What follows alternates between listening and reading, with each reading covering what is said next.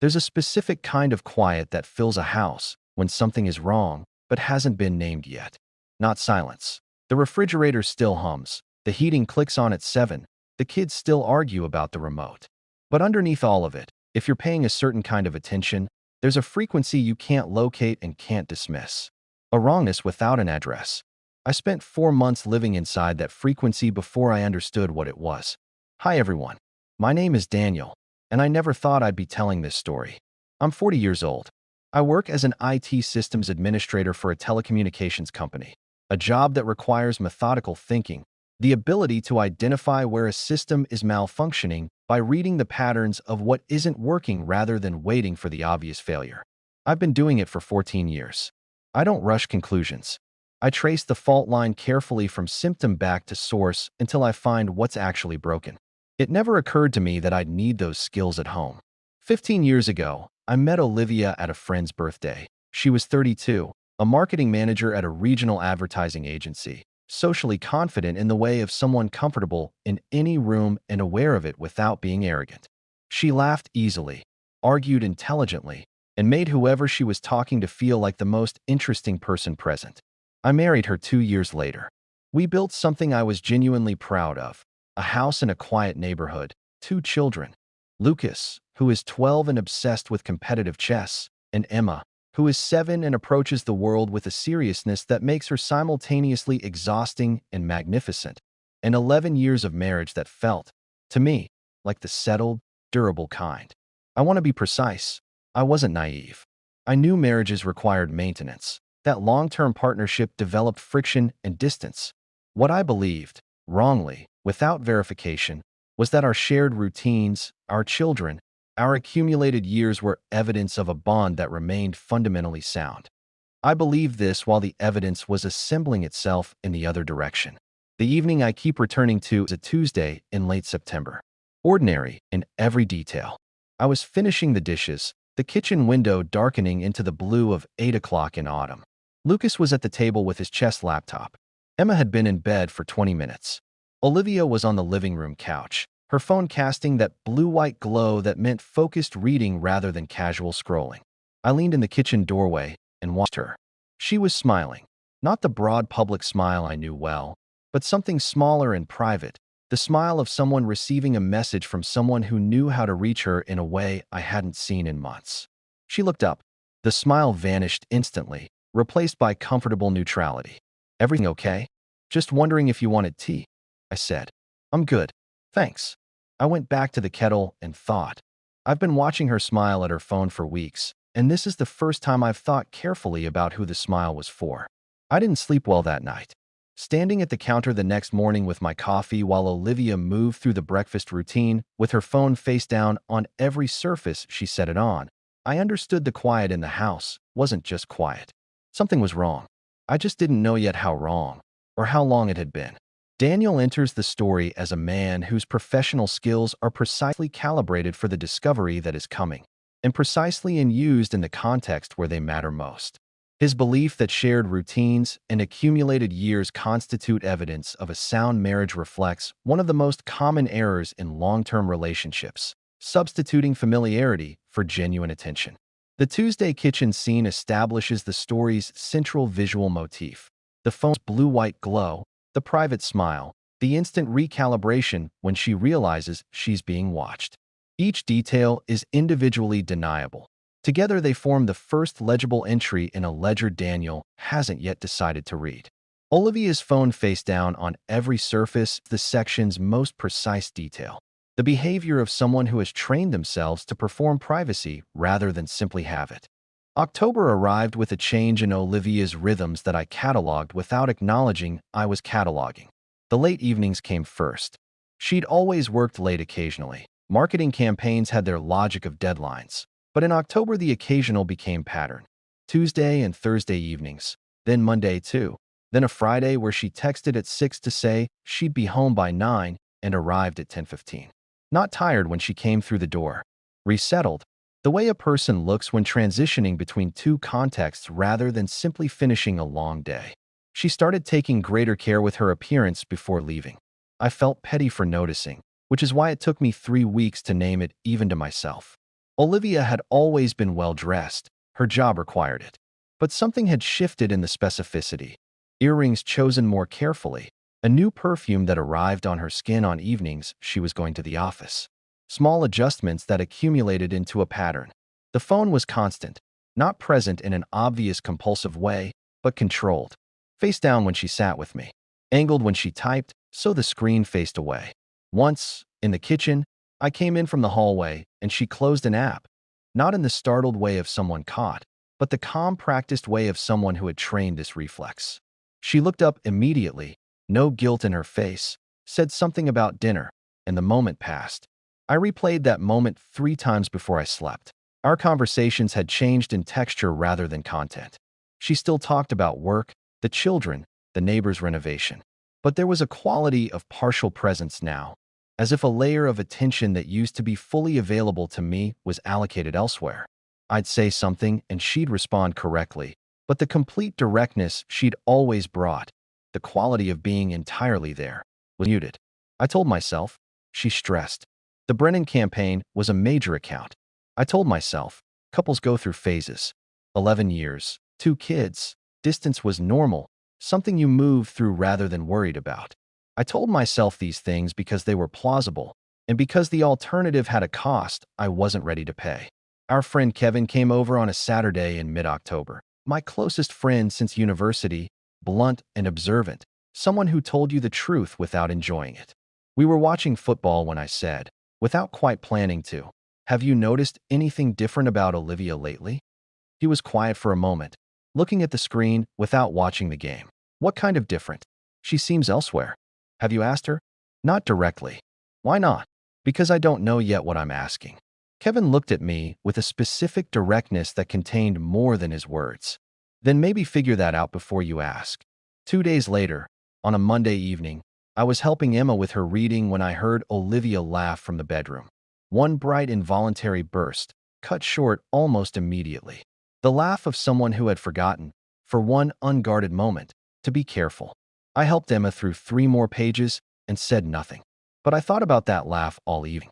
It was the laugh of a woman responding to someone who knew exactly how to reach her. The same unguarded quality as the private smile weeks earlier. 2 moments, weeks apart, both brief and both immediately reclaimed. There was a person at the center of whatever was happening. I didn't have the name yet, but I would find it. Daniel's response to accumulating evidence is textbook-motivated reasoning under emotional investment. Each signal, the late evenings, the careful appearance, the phone behavior, the partial presence, is processed through the filter of the most benign available explanation. This is not cognitive failure, but emotional self-protection, the mind's refusal to initiate pain it cannot yet afford. Kevin's role is subtle but structurally important. He doesn't confirm Daniel's suspicions, but stops dismissing them, and the withdrawal of the comfortable alternative creates a vacuum that Daniel's instincts rush to fill. The laugh from the bedroom is the section's most precise detail. Involuntary, immediately suppressed, the sound of genuine feeling rather than performance. Daniel recognizes the distinction without yet being able to name what it means. I want to be honest about what happened next, because the honesty matters. I became someone I didn't entirely recognize, not all at once. Gradually, the way water finds its level. I began tracking when she came home against what she'd told me. I noted which evenings she looked at her phone with focused attention. I started noticing whether she went straight to the bathroom when she came in, whether she spent longer than usual in the bedroom before coming downstairs. I wasn't proud of it. The man I'd been a month earlier would have found this alarming in someone else. But the alternative, continuing to live inside the frequency of wrongness without understanding its source, was no longer tenable. In the second week of November, Olivia announced a work conference. Over dinner on a Wednesday, 3 days away, a regional marketing summit in Bristol, leaving Thursday, back Sunday. She had the details ready, the hotel name, the conference organizer, the colleagues attending. Smooth, complete, organized before being delivered.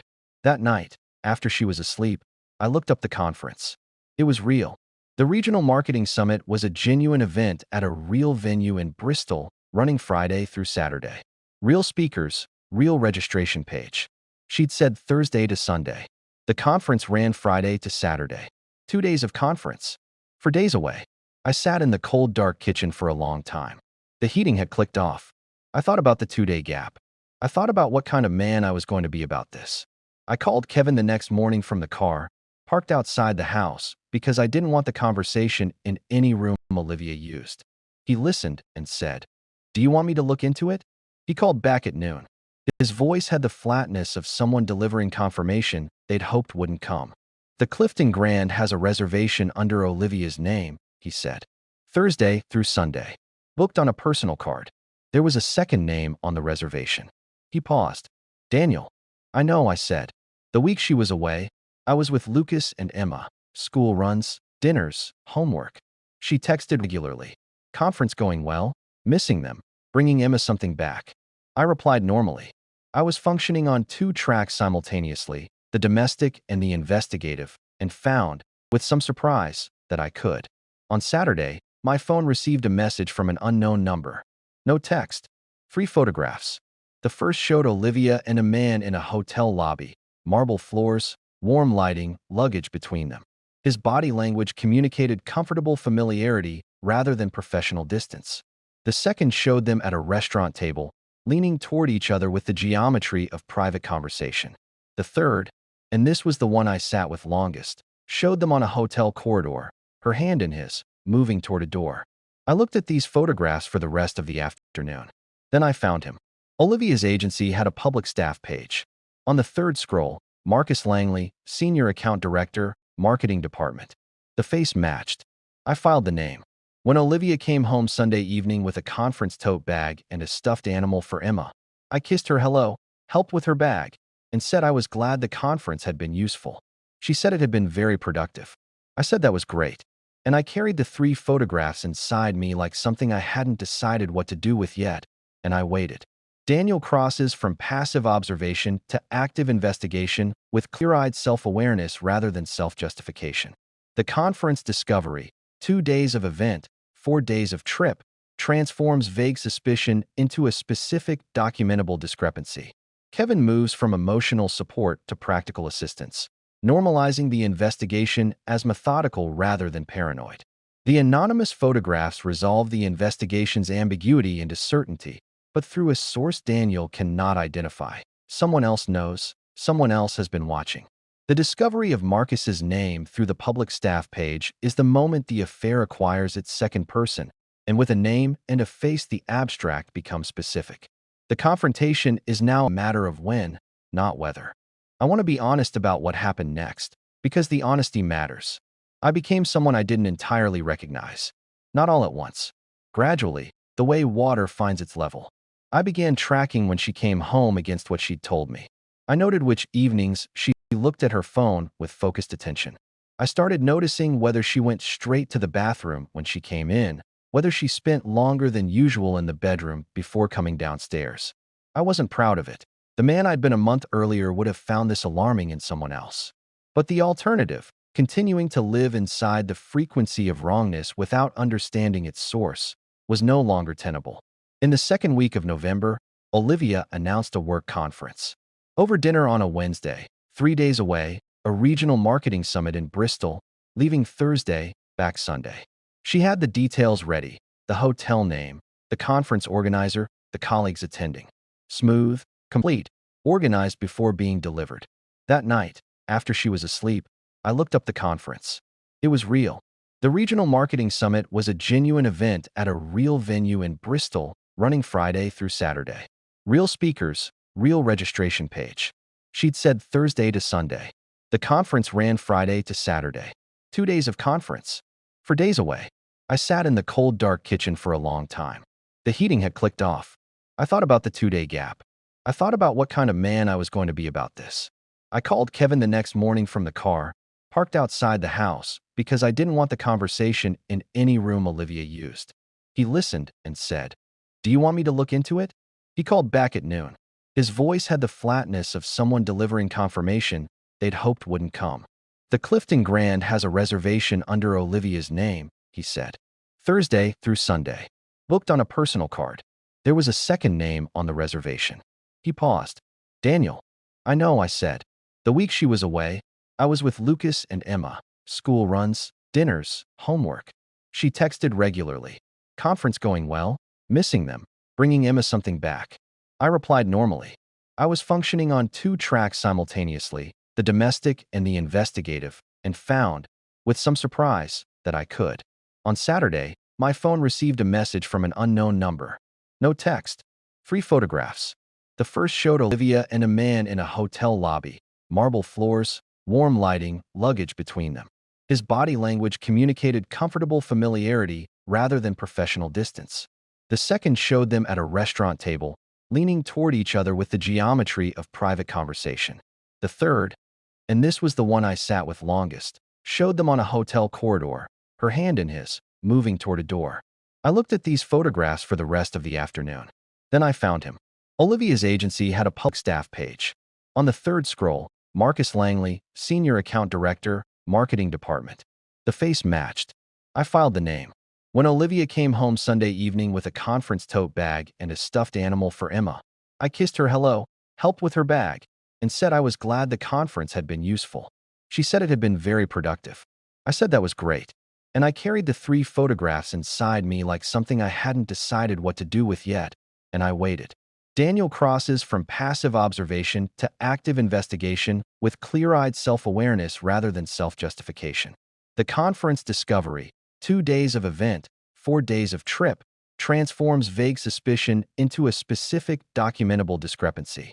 Kevin moves from emotional support to practical assistance, normalizing the investigation as methodical rather than paranoid. The anonymous photographs resolve the investigation's ambiguity into certainty, but through a source Daniel cannot identify. Someone else knows, someone else has been watching. The discovery of Marcus's name through the public staff page is the moment the affair acquires its second person, and with a name and a face the abstract becomes specific. The confrontation is now a matter of when, not whether.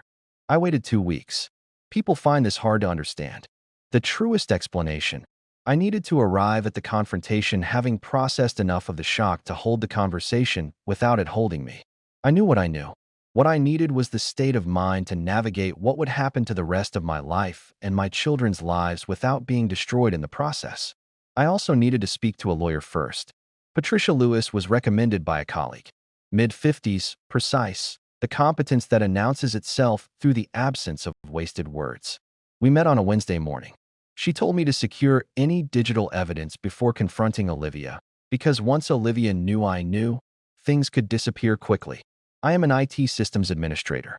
I had managed the technical infrastructure of our shared domestic life for 11 years. I accessed Olivia's email through our home network. I will leave the ethics to whoever is listening and simply tell you what I found. 3 weeks of emails between Olivia and Marcus Langley. The first was professionally toned, the second less so.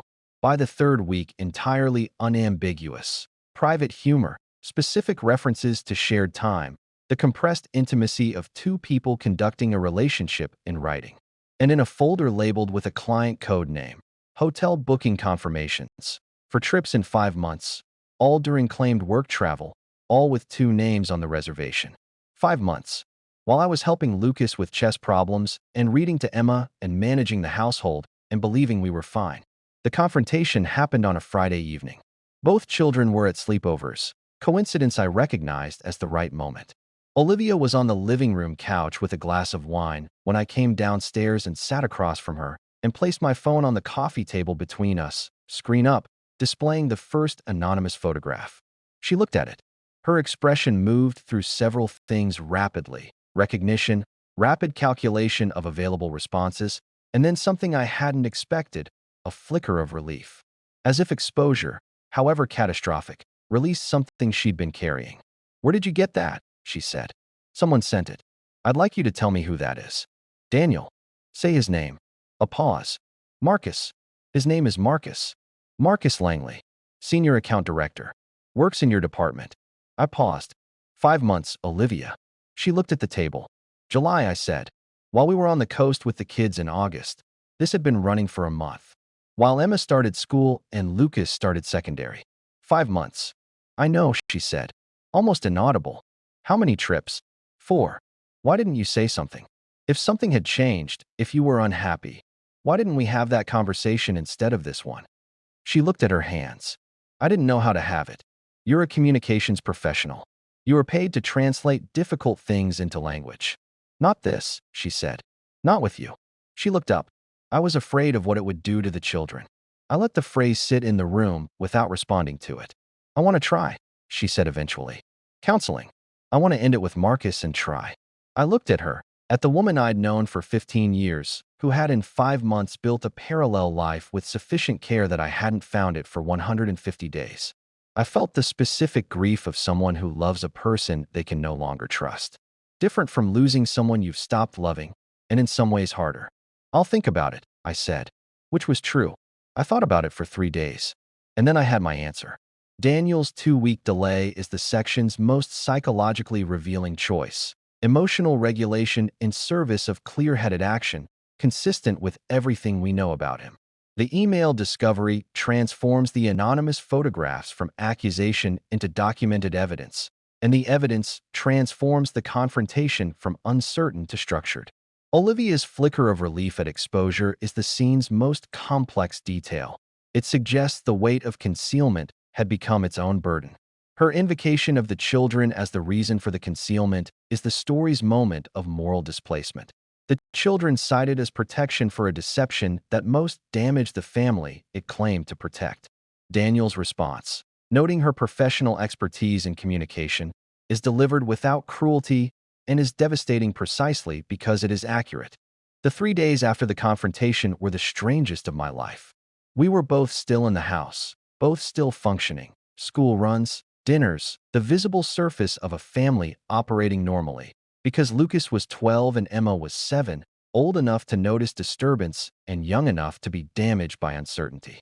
So we performed normalcy with a thoroughness I found both impressive and exhausting. And we did it well enough that neither child said anything, which was simultaneously a relief and its own form of grief. Olivia was genuinely trying. She had ended things with Marcus, told me on Saturday, sitting in the kitchen with the directness of someone who has decided that anything less than total transparency is no longer available to her. She had emailed him that morning before I was awake. She showed me the email. Clear, final, no room for misinterpretation. I believed her. This is one of the more complicated things I've had to hold. That her remorse was real, that her desire to repair was genuine, and that none of this changed what I knew about my own answer. I called Kevin from the car on Saturday evening. What are you going to do? He asked. I've already decided, I said. I think I decided Friday night. The last 3 days have been me confirming it. Divorce. Yes. He was quiet. The quiet of someone absorbing a decision and preparing to support it, not dispute it. The kids, he said. Patricia Lewis. I'm calling her Monday. You're sure? Every time I thought about what reconciliation would actually require, I said, I kept arriving at the same place. I would be watching forever. Every evening she came home late, every conference, every time her phone lit up. I'd be building a surveillance system inside my own marriage and calling it trust. I can't live inside that. No, Kevin said quietly. You can't. Monday morning I called Patricia. She had anticipated this call with the mild pragmatism of someone experienced at this specific juncture of human experience. We discussed the timeline, the assets, the custody arrangement I wanted, shared, with consistency and clarity for the children above everything else. That Monday evening, I moved my things to the spare room. Not dramatically. A pillow, a phone charger, a book I'd been meaning to read for months. The act of closing that door was the most definitive thing I'd done in weeks. Olivia knocked 20 minutes later. You've decided? She said through the door. Yes. A long silence. The children. They will be protected. That's the only thing I'm certain about. She said nothing else. I heard her move down the hallway and lay in the dark spare room looking at the ceiling, feeling the weight of a decision that was simultaneously right and devastating. A life being reorganized from its foundations, not through catastrophe, but through the clear-eyed recognition that its current architecture was no longer habitable. I didn't cry that night. I lay and thought about Lucas and Emma, about how to tell them, about what kind of father I intended to be in the life assembling itself. The thinking had the quality of planning rather than grief. Not because I wasn't grieving, because the grief had somewhere to go. I removed my wedding ring on Wednesday morning, quietly, in the bathroom before the children were up, put it in the top drawer of my dresser, and closed it, and went downstairs. Emma was already in the kitchen. "Dad, why does the toast always take longer on the right side?" "The element is slightly older," I said. "Runs a little slower." She considered this. "Should we get a new toaster?" "Probably eventually," I said. She nodded, satisfied, returned to her cereal. I made the toast and thought, this is still here. The 7-year-old asking about the toaster. The ordinary machinery of a life that is going to continue. That was enough. For the moment, that was everything. The confrontation generates a chain of consequential decisions, each following the last with the logic of a man who has understood his situation and is acting from clarity. Olivia's preemptive email to Marcus, written before Daniel woke, is a genuine attempt at repair, and Daniel acknowledges its genuineness while understanding it cannot change his answer. The surveillance argument, that rebuilding trust would require building a surveillance system inside the marriage, is the story's most honest self-assessment. It identifies not just what was lost, but what recovery would cost, and whether the cost is payable. Emma's question about the toaster is the section's emotional anchor. The ordinary world persisting, the child present and unconcerned with the adult collapse happening around her, evidence that something intact remains worth protecting. It's been 8 months since I moved into the spare room. The room is mine now. In January, I transformed it into something I actually wanted to inhabit. Better lighting, a bookshelf holding books I'd genuinely been meaning to read rather than the ones that accumulated because they looked like the kind of thing we should have. Small changes that are, in aggregate, the shape of a life being reclaimed. Olivia and I separated formally in December. The divorce is proceeding with the lack of drama that good legal counsel and shared commitment to the children makes possible. Patricia Lewis was worth every penny. The custody arrangement we settled on is equal and structured. Lucas and Emma moved between us on a schedule they helped design, which was Olivia's suggestion and a good one, because it gave them agency over a situation they didn't choose. Lucas takes his chess set to both houses. Emma maintains a diplomatic population of stuffed animals at each address, managed with careful equity. They are going to be okay. Not undamaged. I don't believe in the undamaged outcome, but functional and loved, and in possession of 2 parents demonstrating what it looks like to make hard decisions without destroying the people around you. Kevin came over every Sunday for the first 3 months. Often we didn't talk much. He was just present, which turned out to be the most useful thing anyone offered me during that period. Some Sundays I was calm and practical. Some I was somewhere less functional, and he sat with that too, without requiring me to be further along than I was. I started running in February. I had never been a runner, but I needed something physical that required enough attention to displace the retrospective loop I'd been running involuntarily for months. 6 in the morning, 30 minutes. The neighborhood in the blue-gray of early light when almost no one else is out. There's a version of yourself available at 6 in the morning that doesn't exist at any other time. I've been getting to know that version. Lucas asked me in March whether I was sad. He asked it carefully, in the way of a 12-year-old who has been thinking about the question for weeks. Sometimes, I said, less than before. Are you going to be okay? Yes, genuinely. He nodded. The gravity of a boy deciding to believe something because the evidence supports it rather than because he needs it to be true. I was grateful for that distinction. It meant he was watching, and what he was watching was someone who meant what he said. I met Megan in April at Kevin's birthday, a friend of his from a running club, which Kevin had not mentioned when he invited me, and which I've since accused him of. She was 36, a landscape architect, quiet in a way that was substantive rather than reserved. We talked for 2 hours about things that had nothing to do with divorce or betrayal, urban planning, whether chess was primarily mathematical or psychological, Emma's toaster theory. She laughed in a way that wasn't Olivia's laugh, and I was grateful it wasn't, because it meant I could hear it as itself. We've had coffee twice. Nothing more than coffee, and nothing I'd call a relationship yet. But the conversations have had the quality of genuine interest, 2 people finding each other interesting. And I'd stopped noticing I was missing that quality until it reappeared. What I've actually learned, rather than the version of learning that makes a story feel tidier than life provides. I've learned that presence is not the same as attention. I was present in my marriage, physically, practically, consistently, and I was not always paying attention to it as a living thing requiring more than presence. The distance Olivia described, the emotional narrowing she said had developed over years, was not entirely a fiction constructed to explain her choices. Something had narrowed between us, gradually, beneath the competent management of our shared life. I am not equating my inattention with her decisions. What she chose in response was hers, and its consequences are real. But the narrowing was something I participated in, and honesty requires me to say so. I've learned that the skills I use professionally, pattern recognition, tracing faults, reading what's hidden, are not automatically transferable to the people you love. They have to be chosen, applied with care, because the alternative is the comfortable assumption that familiarity constitutes knowledge, and it never did. And I've learned.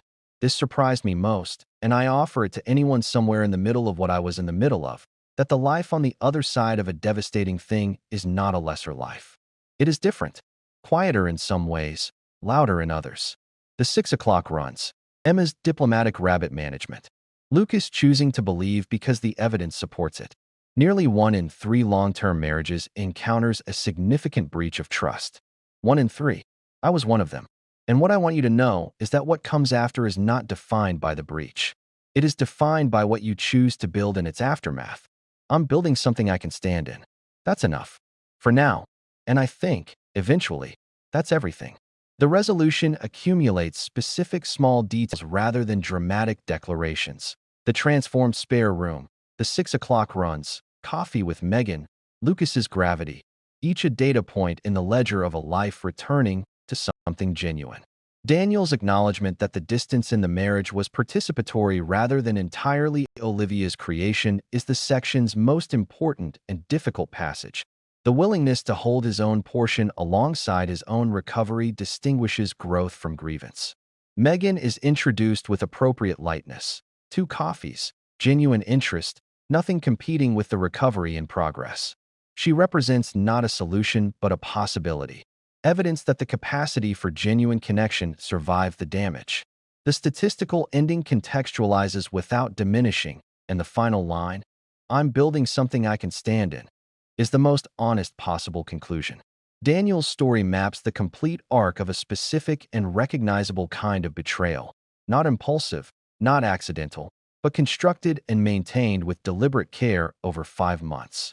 Olivia's deception was architecturally sophisticated because it was built on accurate knowledge of Daniel's attentional patterns. She understood what he would and wouldn't think to verify, and she calibrated the lie accordingly.